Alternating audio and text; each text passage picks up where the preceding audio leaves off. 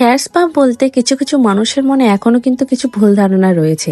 অনেকে মনে করে হেয়ার স্পা করলে পরে হেয়ার স্ট্রেট হয়ে যাবে, হেয়ার স্পা করলে পরে হেয়ার প্রচুর স্মুথ হয়ে যাবে, কালার চেঞ্জ হয়ে যাবে এবং হেয়ারটা অনেকটাই গ্লেজি লাগবে দেখতে। হেয়ার স্পার মূল কারণ কি সেটাই তোমাদের দেখাচ্ছি। সবার চুল যেমন আলাদা হয় তেমন কিন্তু হেয়ার স্পাতেও ভিন্ন ভিন্ন প্রকারের হয়। যাদের চুল যেরকম হয়, যদি কারো চুল কার্লি হয় বা যদি কারো হেয়ার ড্যামেজ হয় বা যদি কারো স্ক্যাল্পের প্রবলেম থাকে বা হেয়ার ফলের প্রবলেম থাকে, সেই সব ক্ষেত্রে কিন্তু আলাদা আলাদা হেয়ার স্পা পাওয়া যায়। যদি কারো স্ক্যাল্পে প্রচুর পরিমাণে ড্যান্ড্রাফ হয়ে থাকে বা যদি কারো হেয়ার প্রচুর পরিমাণে হেয়ার ফল হয়ে থাকে, সেক্ষেত্রে আমাদের তার স্ক্যাল্পটাকে পরিষ্কার রাখতে হবে। সেই জন্য আমাদের ওর হেয়ারে যদি খুশকি থাকে সেটাকে আমাদের ট্রিটমেন্ট করতে হবে। সেই জন্য আলাদা আলাদা ধরনের হেয়ার স্পা থেকে থাকে, সেটা দিয়ে আমাদের ওর হেয়ারটাকে ক্লিন এবং হেয়ারটাকে স্মুথ করতে হবে। সঙ্গে সঙ্গে কিন্তু হেয়ারের স্ক্যাল্পটাকেও মাসাজ করে সেটাকেও কিন্তু পরিষ্কার করতে হবে। যদি কোনো ক্লায়েন্টের হেয়ার প্রচুর পরিমাণে ড্যামেজ এবং ফ্রিজি যদি থেকে থাকে, তবে আমাদের কি করতে হবে,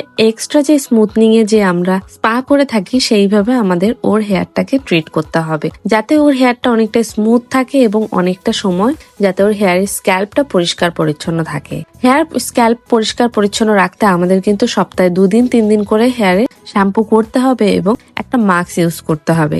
মাস্ক বা যে কোনো তোমরা কন্ডিশনার ইউজ করতে পারো, কিন্তু সেটার একটা ফর্মুলা রয়েছে।